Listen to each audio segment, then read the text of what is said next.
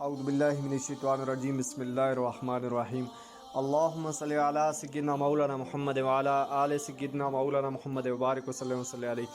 آج ہم نے بات کرنی ہے 20ویں پارے کے اہم مضامین کے حوالے سے۔ 20ویں پارے کے شروع میں اللہ تعالیٰ استفہامی انداز میں اپنی جلالت قدرت کو بیان کرتے ہوئے فرماتا ہے کہ آسمانوں اور زمینوں کو کس نے پیدا کیا؟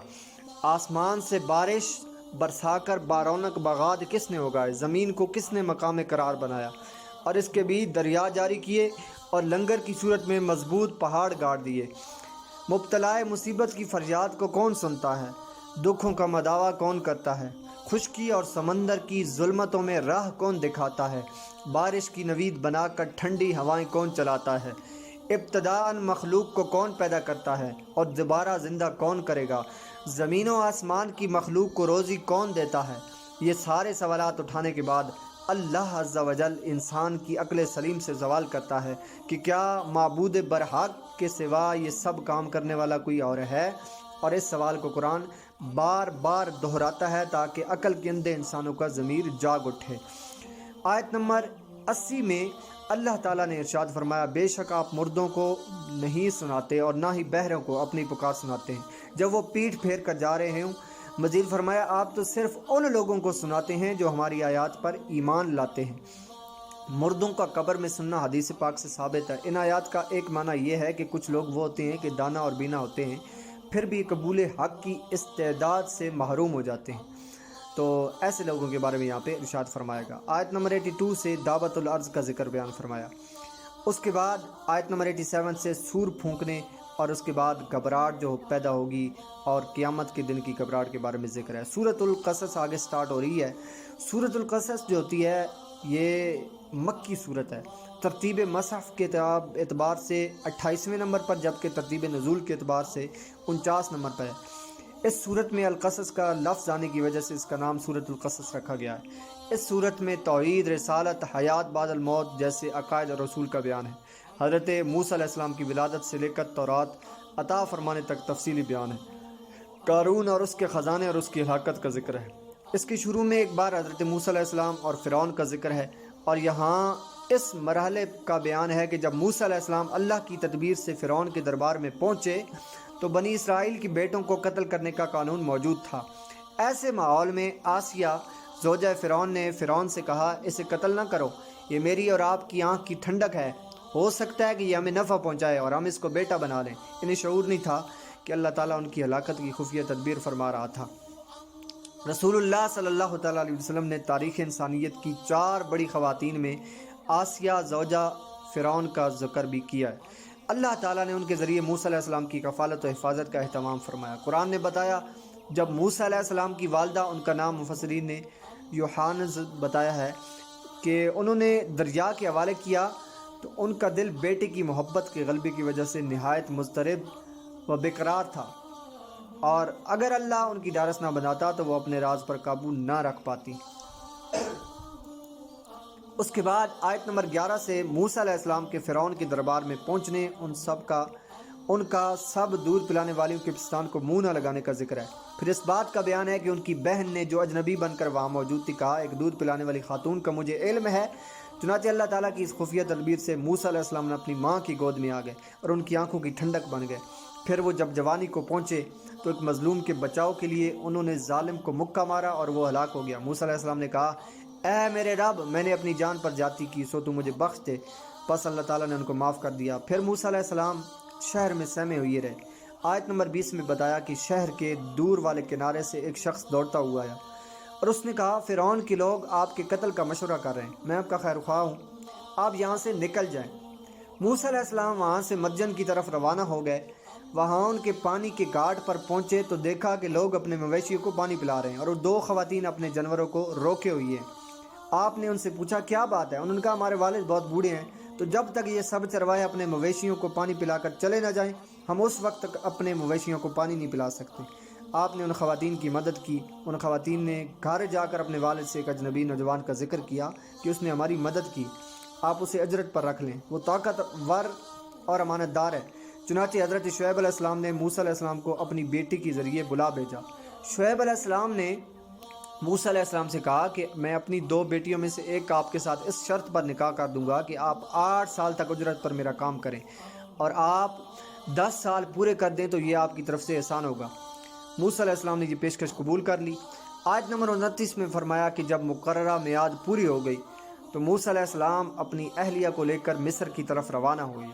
اس سفر کے دوران آگ کی تلاش میں ان کے طور پر جانے مبارک سر زمین پر اللہ تعالیٰ سے ہم کلام ہونے کا ذکر ہے۔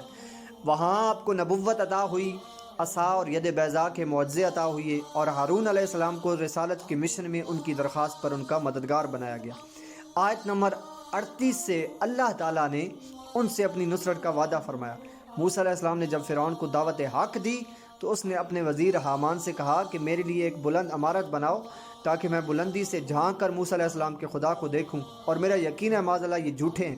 اس کے بعد جو واقعات رونما ہوئے وہ پیچھے بیان ہو چکے ہیں۔ چونکہ نبی صلی اللہ تعالیٰ علیہ وسلم کے مخالفین کی بنسبت حضرت موسیٰ علیہ السلام کے مخالفین زیادہ قوی، سازشی اور مقتدر تھے، اس کے باوجود اللہ تعالیٰ نے حضرت موسیٰ علیہ السلام کو غالب فرما دی۔ تو اس میں نبی کریم صلی اللہ تعالیٰ علیہ وسلم کو تسلی دی گئی کہ حالات خواہ کتنے ہی کھٹن کیوں نہ ہوں، بالآخر غلبہ آپ ہی کے لیے ہے۔ اس لیے موسیٰ علیہ السلام کا واقعہ قرآن مجید میں بار بار آیا ہے اور ہر انداز میں الگ الگ بیان ہوا۔ آیت نمبر 44 میں فرمایا اگر تمہیں اس کتاب میں شک ہے تو تم اس سے زیادہ ہدایت والی کتاب اللہ کے پاس سے لے آؤ، اور سرکار دو عالم صلی اللہ تعالیٰ علیہ وسلم کو تسلی دی گئی کہ یہ لوگ اس کے لیے آپ کی پیروی نہیں کرتے کیونکہ یہ آپ کی خواہشات کے پیروکار ہے، یہ اپنی خواہشات کے پیروکار ہے۔ آیت نمبر 52 سے نجاشی کے دربار سے آئی ہوئی وفد کے قبول اسلام، ابو جہل کی بدتمیزی اور ان نیک نیت لوگوں کا یہ کہنا کہ ہمارے لیے اعمال اور تمہارے لیے تمہارے اعمال ہیں اور تم سلامت رہو، ہم جاہلوں سے الجھنے کے خواہ نہیں ہیں۔ اس کے بعد فرمایا ہدایت دینا اللہ کی منشا پر ہے۔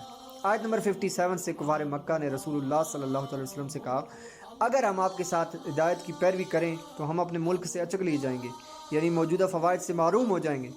اللہ تعالیٰ نے فرمایا کیا ہم نے ان کو اپنے حرم میں آباد نہیں کیا؟ جو امن والا ہے اس کی طرف ہمارے دیے ہوئے ہر قسم کے پھل لائے جاتے ہیں، لیکن اکثر لوگ نہیں جانتے۔ اسلام کی برکت سے دنیاوی نعمتیں چھن نہیں جائیں گی بلکہ اضافہ ہوگا۔ اللہ تعالیٰ نے فرمایا ہم نے بہت سی ان بستیوں کو ہلاک کر دیا جن کے رہنے والے اپنی خوشحالی پر اتراتے تھے، یعنی ماضی کی خوشحالی سرکش قوموں کے کھنڈرات نشان عبرت ہیں۔ ان آیات میں یہ بھی بتایا کہ بستیوں والوں کو اس وقت تک ہلاک نہ کیا جاتا ہے جب تک رسول بھیج کر ان پر اتمام حجت نہیں کر دیا جاتا۔ آیت نمبر 62 میں قیامت کے دن کفار کو ندا کر کے ان کے معبودان باطل کے بارے میں استفسار کا ذکر ہے، اور کفار کا اپنے معبودوں پر الزام، معبودوں کی بیزاری اور دونوں کی بے بسی کو فرشتوں کے اس سوال کے جواب میں خاموش رہنے کا بیان ہے کہ تم نے اپنے رسولوں کو کیا جواب دیا تھا۔ آیت نمبر 68 میں اللہ تعالیٰ کے خالق ہونے، عالم الغیب، معبود برحق ہونے کا بیان ہے، اور آیت نمبر 71 سے ایک بار پھر اللہ تعالیٰ نے استفہامی انداز میں اپنے قدرت و جلالت کی طرف توجہ فرمایا اگر وہ قیامت تک کے لیے مسلسل رات کا سلسلہ جاری رکھے تو تمہارے لیے روشنی کون لے کر آئے گا۔ آیت نمبر 76 سے قارون کا ذکر ہے۔ یہ قوم موسیٰ کا ایک سرکش شخص تھا اور اللہ نے اپنی حکمت سے اسے اتنے خزانے عطا کیے تھے کہ ایک طاقتور جماعت تھی جو اس کی چابیوں کو اٹھا نہ پاتی۔ اس کی قوم نے اس سے کہا اتراؤ نہیں، بے شک اللہ تعالیٰ اترانے والوں کو پسند نہیں فرماتا۔ اس نعمت کے بدلے میں آخرت کو تلاش کرو، جس طرح اللہ نے تم پر احسان کیا ہے تم بھی لوگوں کے ساتھ احسان کرو، زمین میں فساد نہ کرو، یعنی مال کو اللہ کی راہ میں خرچ کرو۔ اس نے کہا یہ مال مجھے میرے علم کی وجہ سے دیا گیا، یعنی اس نے اللہ کا شکر ادا کرنے بجائے اپنے علم اور مہارت پر ناز کیا۔ اللہ نے فرمایا اس سے پہلی قوم میں اس سے بھی زیادہ طاقتور اور بڑے مالدار لوگوں کو ہلاک کر دیا گیا۔ اور آیت نمبر 81 میں فرمایا اس کی سرکشی کے سزا کے طور پر ہم نے اسے اور اس کے گھر کو زمین میں دھسا دیا تھا، پھر اللہ کے مقابل اس کا کوئی مددگار نہ تھا۔ قرآن نے بتایا کہ اس کے کر و فر کو دیکھ کر جو لوگ اس جیسا دولت مند ہونے کی تمنا کر رہے تھے اس کے انجام کو دیکھ کر انہوں نے کہا ہم بھول گئے تھے کہ اللہ اپنے بندوں میں سے جس کے لیے چاہتا ہے رزق کو سادہ کرتا ہے اور جسے چاہتا ہے تنگ کر دیتا ہے۔ آیت نمبر 83 میں اللہ نے فرمایا یہ آخرت کا گھر ہم ان کے لیے مقدر کرتے ہیں جو زمین میں تکبر نہیں کرتے، نہ ہی فساد، اچھا انجام صرف پرہیزگاروں کے لیے ہوتا ہے۔ اگلی آیت کا مفہوم ہے کہ ہر ایک اپنے اچھے یا برے اعمال کی سزا جزا پائے گا۔ اس کے بعد سورۃ العنکبوت ہے۔ سورۃ العنکبوت مکی صورت ہے، ترتیب مصحف کے اعتبار سے 29 نمبر پر ہے، جبکہ ترتیب نزول کے اعتبار سے 85 نمبر پر ہے۔ عنکبوت مکڑی کو کہتے ہیں۔ اس سورت کی آیت نمبر 41 میں عنکبوت کا ذکر ہے، اس لیے اس کا نام عنکبوت رکھا گیا ہے۔ اس صورت میں حق اور سچائی کے راستے میں مشکلات پر ثابت قدمی، صبر، ماں باپ کی اطاعت، اس کی حدود کا تعین، انبیاء سابقین کی امتوں کے حالات کا اجمالی ذکر، اہل کتاب اور مشرکین سرکار دو عالم صلی اللہ علیہ وسلم کی رسالت پر اعتراضات کے جوابات، اور مسلمانوں کو ہجرت کی ہدایت اور اس پر اجر آخرت کا بیان۔ شروع میں قرآن نے متوجہ کیا قطعی نجات کے لیے صرف دعوی ایمان کافی نہیں، آزمائش بھی ہو سکتی ہے، پچھلی امتوں کو گزرنا پڑا۔ آیت نمبر 8 میں اللہ نے فرمایا اپنے ماں باپ کے ساتھ نیک سلوک کرو۔ اطاعت کی حدود کا تعین کرتے ہوئے فرمایا اگر تمہیں شرک اور مائل کرنا چاہیں تو گناہ کے کام میں ماں باپ کی اطاعت واجب نہیں ہے۔ آیت نمبر 14 سے ایک بار پھر نوح علیہ السلام کا ذکر ہوا، 950 سال تبلیغ اور ان کی قوم کے انکار عذاب کا ذکر ہوا۔ آیت نمبر 16 سے حضرت ابراہیم علیہ السلام اور ان کی قوم کا ذکر ہے۔ ابراہیم علیہ السلام نے قوم کو متوجہ کیا کہ اللہ کو چھوڑ کر بس بتوں کی عبادت نہ کرو، صرف اللہ وحدہ لا شریک کی عبادت کرو۔ حضرت ابراہیم علیہ السلام کی دعوت کو سن کر قوم نے کہا اسے قتل کر دو یا جلا ڈالو، تو اللہ نے انہیں آگ سے بچا لیا۔ آیت نمبر 26 سے لوط، اسحاق، یعقوب علیہ السلام کا ذکر ہے کہ ہم نے انہیں نبوت اور کتاب عطا کی۔ لوط علیہ السلام کی قوم کی انتہائی سرکشی کا ذکر ہے کہ وہ غیر فطری طریق سے اپنی جنسی خواہش پورا کرتے اور ڈاکے ڈالتے، اور انتہا یہ کہ کھلے بندوں بے حیائی کام کرتے تھے اور لوط علیہ السلام سے نزول عذاب کا مطالبہ کرتے تھے، یعنی یہ ان کی سرکشی کی انتہا تھی۔ ان آیات میں بتایا بالآخر اللہ تعالیٰ نے لوط علیہ السلام اور ان کے اہل کو بچا لیا اور قوم کے ساتھ قوم کی برائیوں کو پسند کرنے والے ان کی بیوی سمیت ساری بستی کو ہلاک کر دیا۔ پھر مدین کی سرزمین پر حضرت شعیب علیہ السلام اور ان کی قوم کی سرکشی کا ذکر ہوا۔